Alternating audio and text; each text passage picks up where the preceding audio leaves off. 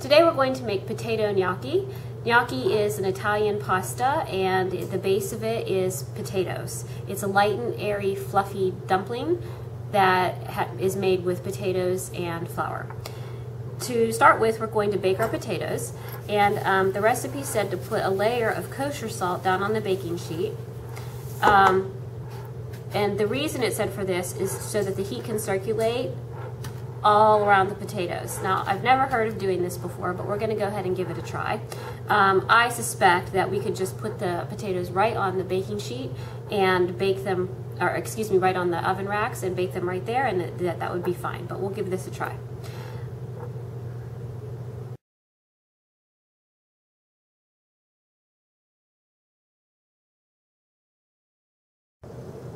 We're going to bake our potatoes in the oven at 425 degrees for 45 minutes. Also, just so you know, some recipes call for the gnocchi to be boiled for the potatoes to be boiled instead of baked. We're going to try the baked version because I'm thinking that you want the potatoes to be dry and fluffy, and if you boil them, that adds moisture. So we're going to bake the potatoes so that they're dry.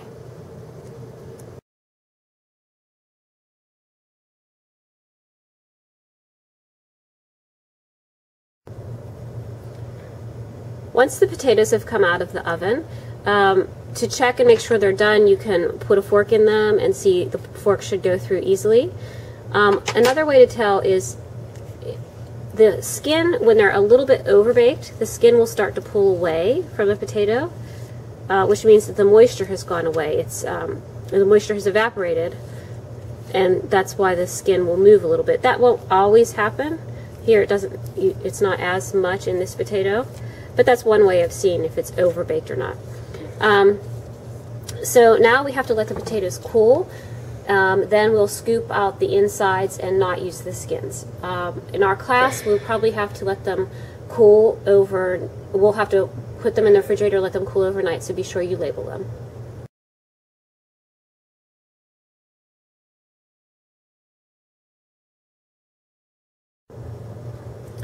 The kosher salt that's on the tray can be reused. You can just pour it off and put it in a glass jar and reuse it again for the same purpose.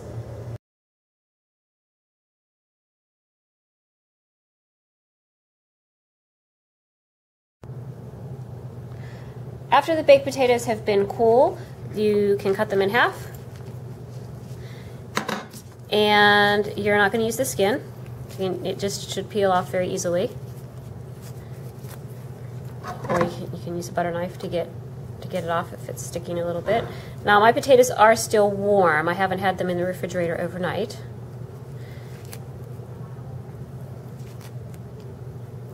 Try and save as much of the potato as you can when you're peeling them. You can see it's very crumbly. And then you're going to grate your potatoes over the large holes of a grater. If we had potato ricers, we would use potato ricers. But we don't, so we're just going to use the grater.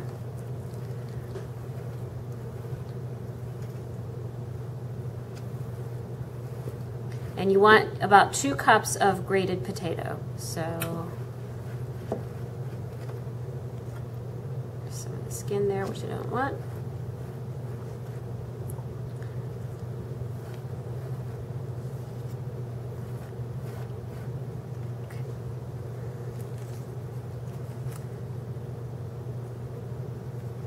Alright, so I'll just continue to grate until I have about 2 cups of grated potato.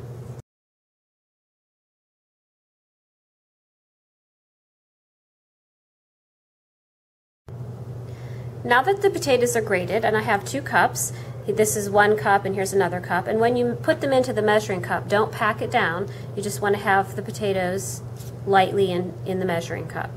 Then you can put this out on the counter and make what's called a well with the potatoes. So you have a surface to put them in. And then into that we need 3 egg yolks. To crack an egg yolk, crack the egg and toss the egg back and forth between the 2 shells. And we need the yolk, so I'm going to put the yolk in that bowl, and then I have my white in that bowl.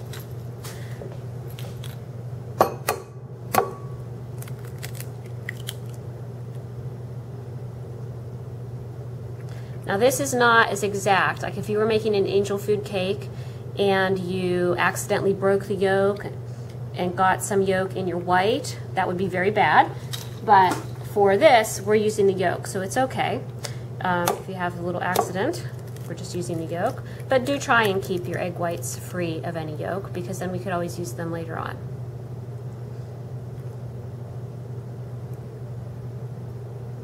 Okay, so there's my bowl with my 3 egg yolks. And I don't need my egg whites for this particular recipe, so I'll set those aside. Let's pause while I clean my.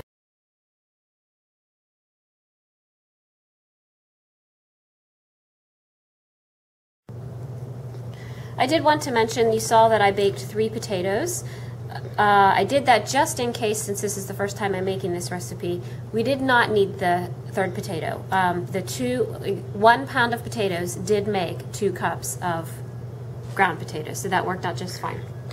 Now, the recipe calls for 1 cup of flour, and I want to properly remind you how to measure flour. Scoop the flour in to the measuring cup without packing it, and level off. Now the rest of the ingredients that I need, you just go ahead. It's kind of strange, but you just mix right on the You could mix right on the counter, but I'm going to go ahead and continue using the cutting surface.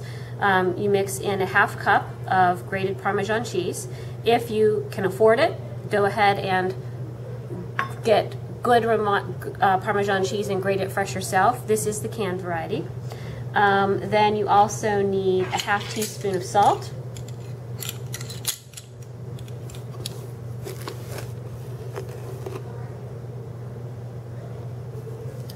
You need a 1/4 teaspoon of ground pepper.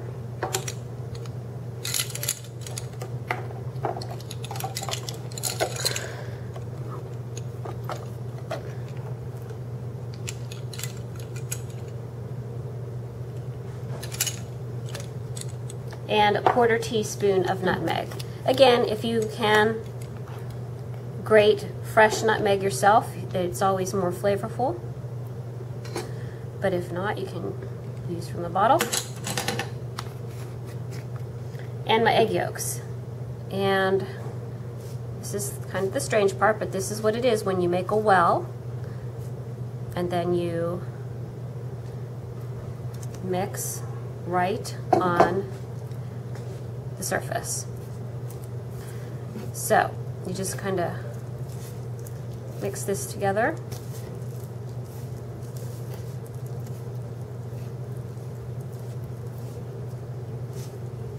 Then over top,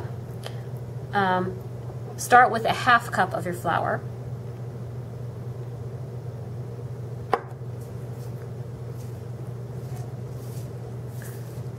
And get that mixed in, and then you see if you need more.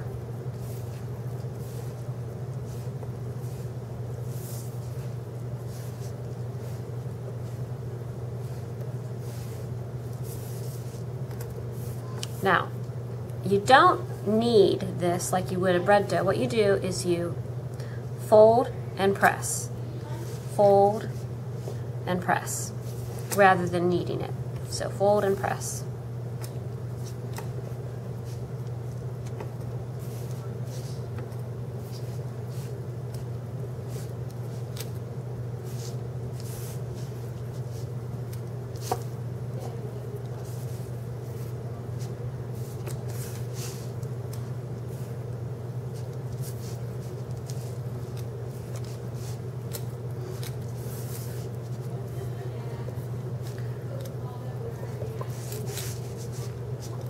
It's starting to come together.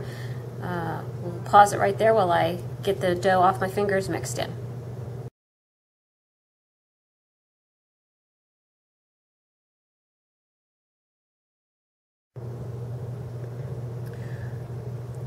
Okay, if the dough is too dry, you can add the fourth egg yolk or a little bit of water, but mine is definitely not too dry because you can see how much flour I still have left. So I need to add more flour. Fold and press. The dough should give under slight pressure. It will feel firm but yielding. To test if the dough is the correct consistency, you take a piece of dough, roll it with your hands on a well-floured surface into a rope a ½ inch in diameter. And if the dough holds together, it's ready, but if not, add more flour. And even though that did hold together, I still think I need a little bit more flour. So press and fold. Now you don't want to add too much flour because the point of your gnocchi is to have them light and airy. And the more flour you add, the heavier and denser they'll be. So since we want them to be light and airy, we don't want to accidentally add too much flour.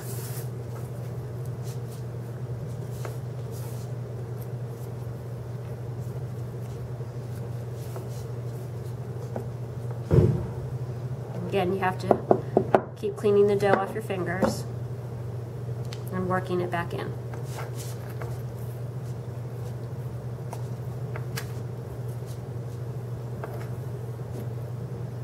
So just folding and pressing, not kneading. If we were kneading, we would be pushing it away, but we're just folding and pressing.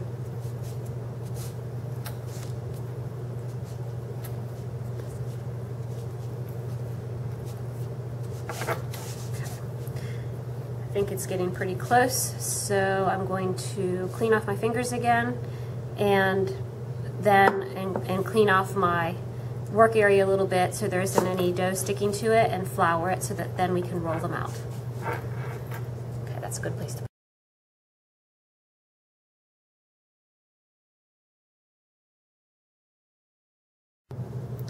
Okay, now that I have my dough formed, I'm going to cut it into 4 equal pieces.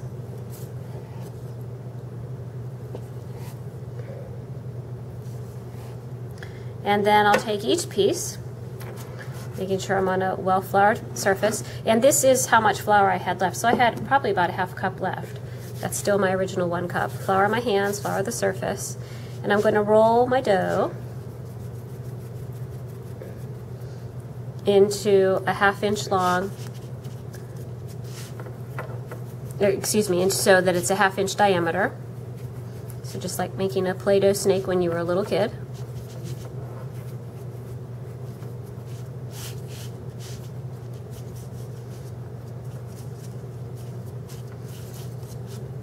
I actually have a little too much flour on here.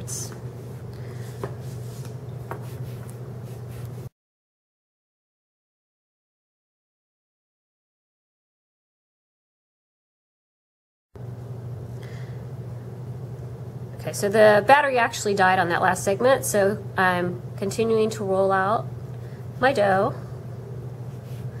So it's a half inch segment, or ½ inch in diameter. And you want them to be as even as you can so that they cook evenly. Then you take and cut them into ½ inch pieces. Again, try to make sure that you are getting them the same size as much as possible.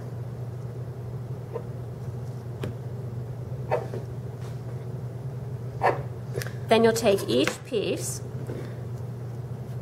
making sure it's lightly floured, and you shape it with press the tines of a fork on the back of it, so that your gnocchi is a little bit curved. You want it to be curved, and the fork tines help give it. That's what helps make the sauce stick to the gnocchi. Otherwise, it just rolls off. So the tines of the fork help to make the sauce stick. Then put a little bit of flour on our baking sheet. And then you'll put your gnocchi on the baking sheet.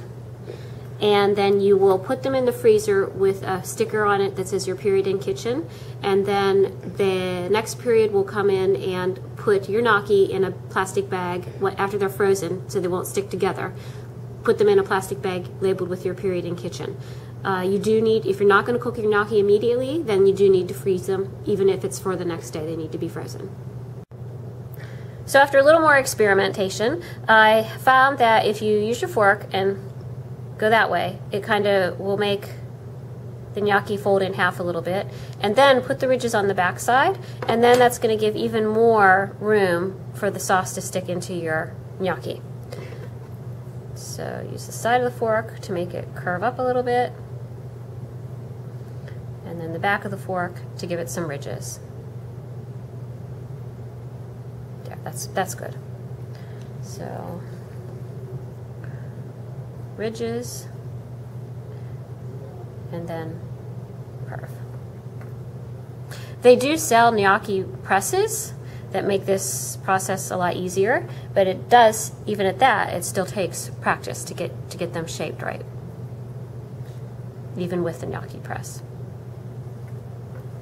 Okay, now I still have my 3 other sections, which I will continue to roll into a snake and then cut and form.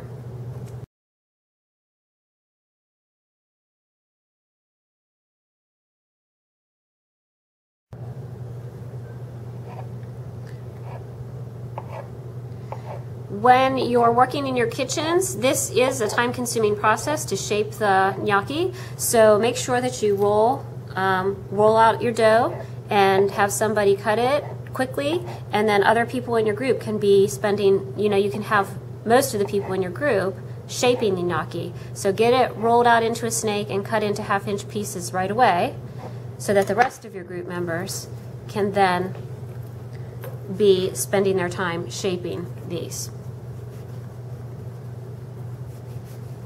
A little too close there, Paul.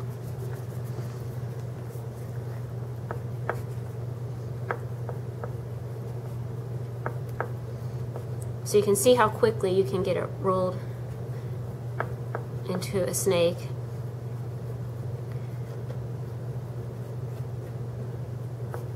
And get it cut up. So do that to help make sure your group gets done in time.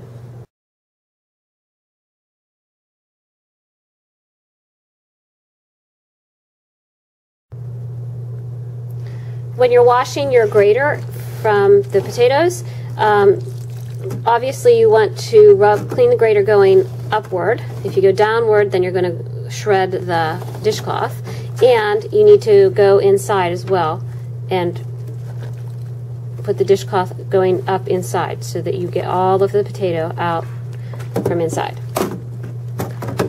Make sure that you check it well before your dish check.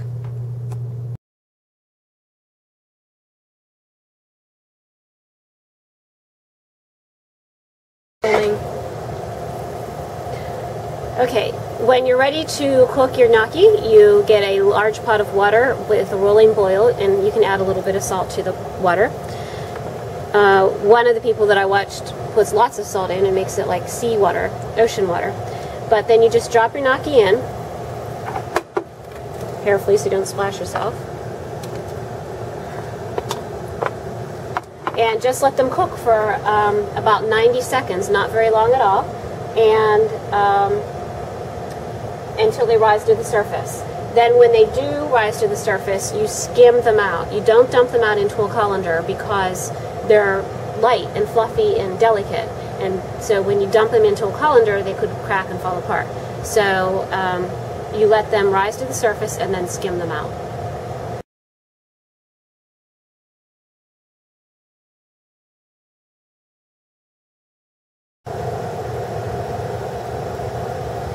You can see them starting to rise to the surface. There's one floating back there, starting to float.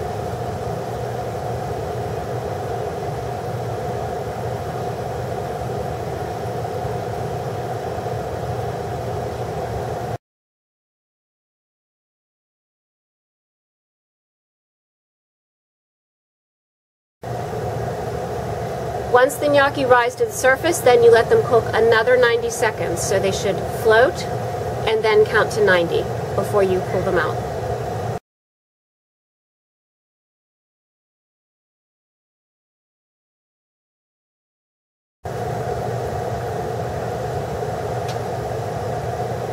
Okay, skim them out.